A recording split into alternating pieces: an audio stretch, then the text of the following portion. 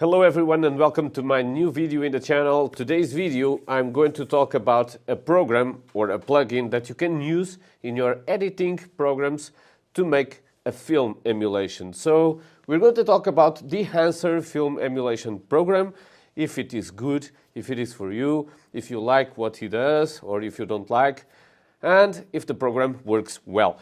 So what is film emulation? We all loved that look that Fujifilm colors in the film times and Kodak and Agfa and Ilford, etc. could give us in those times in photography. In the digital transition, we kind of lost a little bit that color of the film, that look or that film look that we all loved in photography.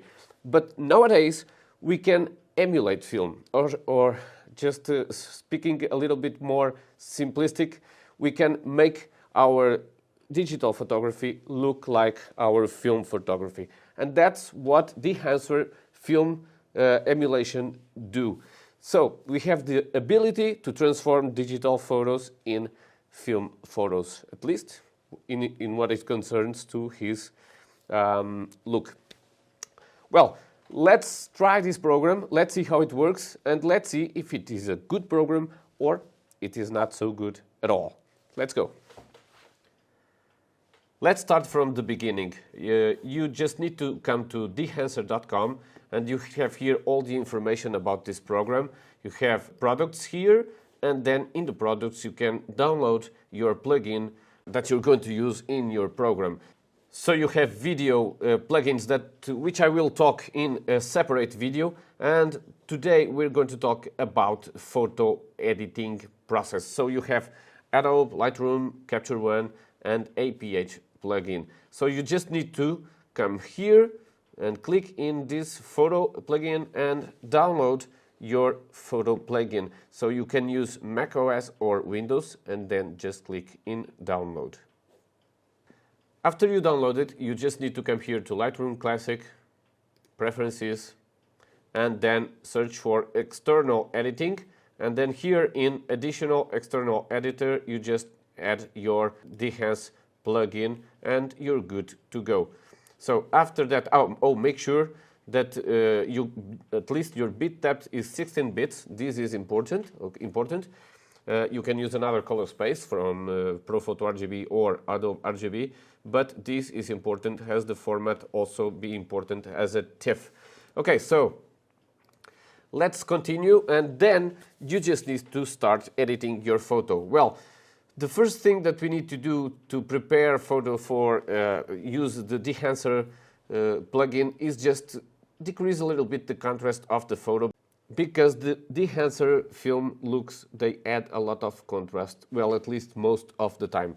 So you need to take a little bit of the contrast. If you shoot in RAW, there is no big problem with this because contrast is already low, but if you take a little bit off, no problem in this. You can add or decrease highlights as you wish and as you think the photo is. I'm not going to change anything now because I like to change only in the last part of the process if we need to change something. Well, so the things you need to do to start the plugin is just click on the right button of the mouse and then edit in and choose your editing plugin, in this case DEHANCER Lightroom plugin. So edit a copy with Lightroom adjustments, yes, and the plugin will start. Well, here we have the plugin opened, and as you can see, it's very easy to use this plugin.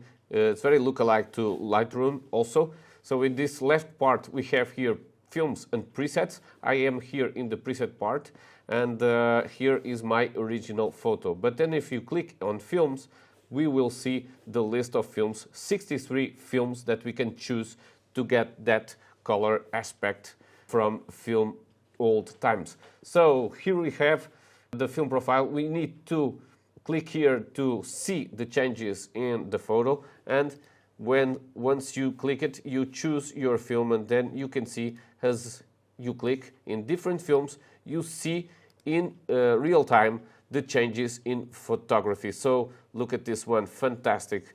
Cine still, Fuji Reala, Fujichrome Provia, Fujichrome Velvia, print, and then you have also here the Hilford for black and whites.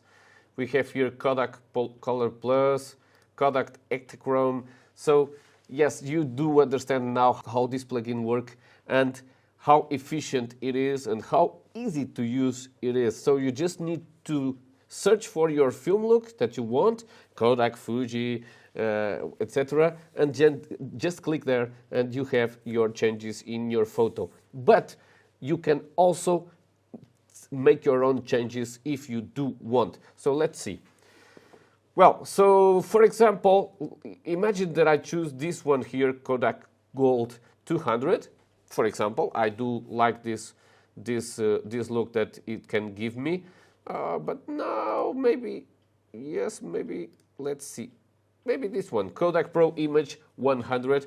Well, I can tell you the most difficult part is for you to decide what type of film you can use, because as long as you search different films, you see that the images are so good, so pretty, that is really, really hard to just search for one and decide for one look. But let's continue. So I'm going to choose my Kodak Pro Image 100. I believe it looks really, really good in this image, but I do want to make some changes. And I can do it here in this right part of the program. So you can do exposure compensation if you think you need to raise up a little bit the exposure. The temperature compensation also. So I'm going to add a little bit more temperature, more warm to this photo. It's in Africa. We like warm colors in Africa. The tint, it's, well, let me just decrease it a little bit to protect the shadows. Okay, and now I'm going to change for Film Developer. In Film Developer, we can also use this to decide the amount of changes that we want in the photo from that film that we have choose.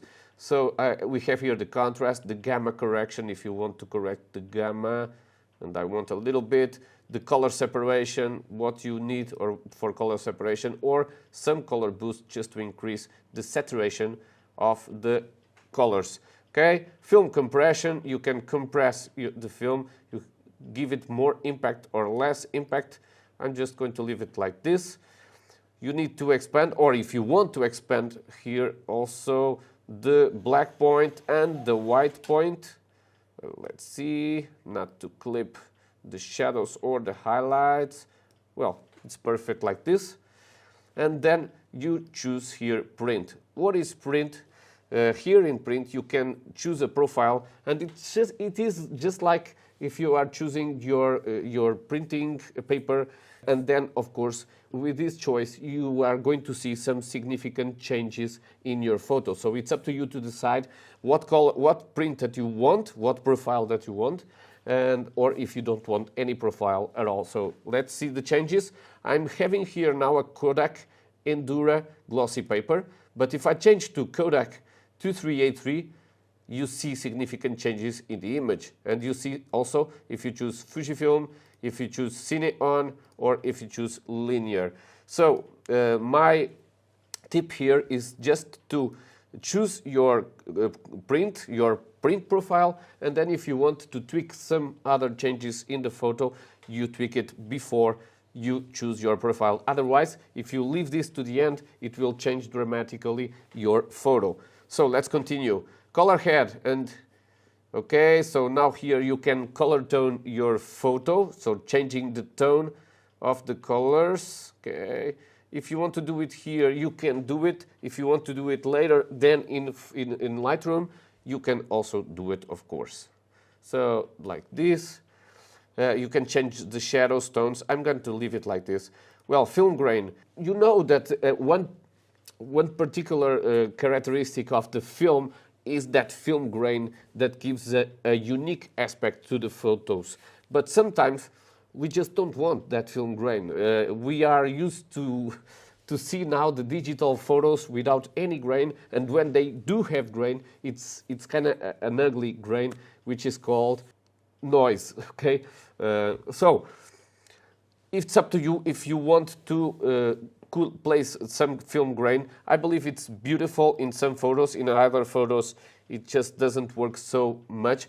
But you also have some presets here, or you have the custom that you can place your grain as you want, as you wish. More grain, less size, more or less grain, the amount here. Well, it's just up to you. You can use here just a little bit of grain to give that old punch to the photo. And okay, so let's continue. Halation. Well, halation, if you see it here in the highlights, it was a characteristic also of the film.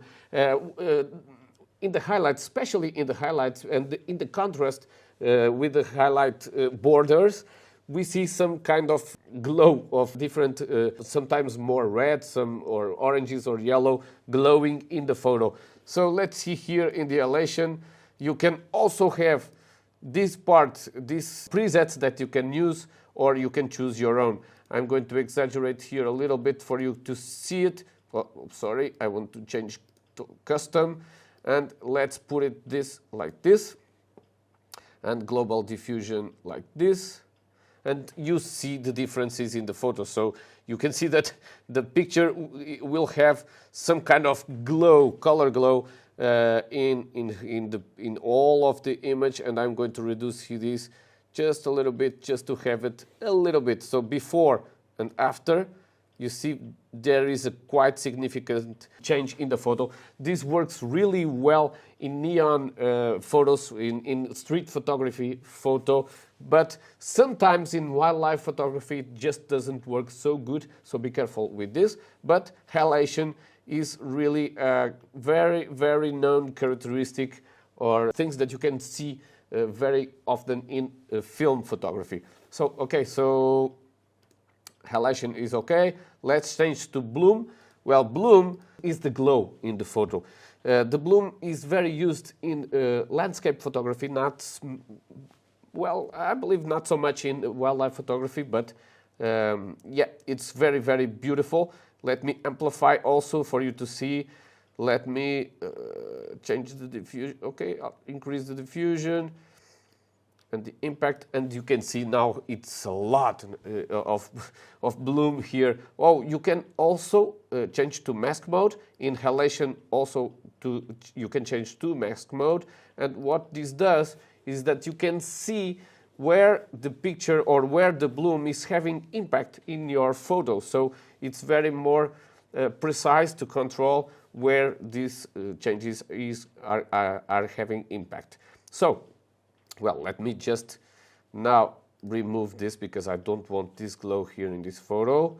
Film damage is if you do want to make this kind of artifacts in the photo that are, it looks like the film is damaged, it's old, so if you do want to put this as an artistic preference, you can do it here also in DEHANCER. Well, the overscan is where you put this, let me uncheck this clipping here. You can put stripes of film in the photo. It's very, I believe it's cool, especially for social media. It will be cool to use, not for professional photos, of course, but you can see, you can change your types. You can also change here a lot of things just for you to, in an artistic way, just place this in your photo. So, and the last one, vignette, you can also change and put some vignette in the photos as you wish. Okay, if you want to use the vignette, you can use it here. Well, after everything is done here, you just need to click in OK, and the photo will be transferred again for Lightroom. But before that, let me just explain some things here in this plugin. So, as I told you, you have here your film profile, and you have a lot of different films that you can choose. There are 63 in total. You can increase or decrease the amount of the film impact in the photo here in push-pull EV, and then you can also make here some choices here in the type of film that you want. If you choose black and white, instead of the 63 films, you're only going to see the black and white film. So it is just some kind of filter that you have here in order for you to be more easy to choose the film that you want. Well, so you also have the profiles like this in a list instead of these previews, and you have the presets at this side. And what are the presets? So here in the presets you have one that is very good, it's last edit, so you can click here and the last edit that you do in one photo, it's going to come to this photo. Well, you can use it or not, but it's good if the photos are equal or at least the same amount of light or color, but if they are different, of course, it doesn't work. But you do have here some presets that you can use. So what are these presets? Well, presets, what they do is that they took a film look, they come here, and you have a lot of the definitions made for you. I never liked presets because I like to edit the photos by myself. But if you do like to use these presets, well, in just one click, you can have the film choice and this right part edit choices done to you by the DEHANCER team, that they have here all those presets for you. So, but I'm really not a fan of presets. Let me just take this off. And then what you need to do, if you think that your edit is over, just click here in OK, and we go to Lightroom. Before that, here are the buttons, clip, the clipping buttons, where you can see if something is going on here in the shadows or in the highlights, and if they are clipping. You have here this button to hide or to see here these scopes. Then you have the one-to-one to approach a little bit the image if you want, and then you can see the before and the after. So now, yes, we're going to click in OK, and we are going to come here to Lightroom. Well, yeah, and here we are again in Lightroom, where you can continue to make some adjustments if you do want. If you see, for example, that the photo is too warm, let's click here a little bit and let's put a little bit more -3 in temperature of color. We can increase a little bit the whites to give it a little bit more depth to the photo and a little bit more contrast. You can increase the vibrance if you want more color. So, and yeah, for me the photo is great. As you can see, we have here a strong and powerful plugin, and it's very, very easy to use. You can, with one click, you can transform your digital photo into one film look photography. It's digital, but you get that film look that we all love. The positive things of this program is that it's very easy to use. It's very competent, as you could see. It can give you beautiful, beautiful, beautiful emulation, film emulation. And in an overall process, it is a very, very competent plugin and program that I love to use. So the cons of this is the price. I believe these plugin prices are a little bit too expensive. For me, in my opinion, if they were a little bit less expensive, they could have a little bit more people using them. Because don't forget, you always need to use this with a program software. So yeah, it can be a little bit expensive. So another thing that I really don't like so much in this program is the fact that you cannot use it for editing more photos than one at the same time. So the batch process is not possible. So you have to edit these photos one by one. If you are a wedding photographer, you will see this as a very frustrating process, of course. If you are a landscape photographer or a wildlife photographer, usually we only edit one photo at a time, so no big deal in this one, but in other types of photos this can be. Well, but these cons for me are just Well, not important, because my final verdict is that I do love this plugin and I do recommend this plugin, especially if you do love other kind of editing to your photos. You can emulate film here, you can make your digital photos to look like the film photography from the analog times, and you have a bunch of different films here that you can use, 63 in total, with Kodak best colors, with Fuji best colors, and I do really love to edit like this. It's a new perspective that it's open to you, and yeah, I believe it can help a lot your creative process, and yeah, I do recommend this plugin. Well, I hope you did enjoy this video. I have here in the description below a coupon of 10% of discount in purchasing the DEHANCER. It will be great for you if you wish to have a discount. And of course, I have also my affiliated link where you can purchase the program without any extra costs for you, but it will help this channel to grow. So in my next video, I'm going to show you how we can use also this program, but for editing video.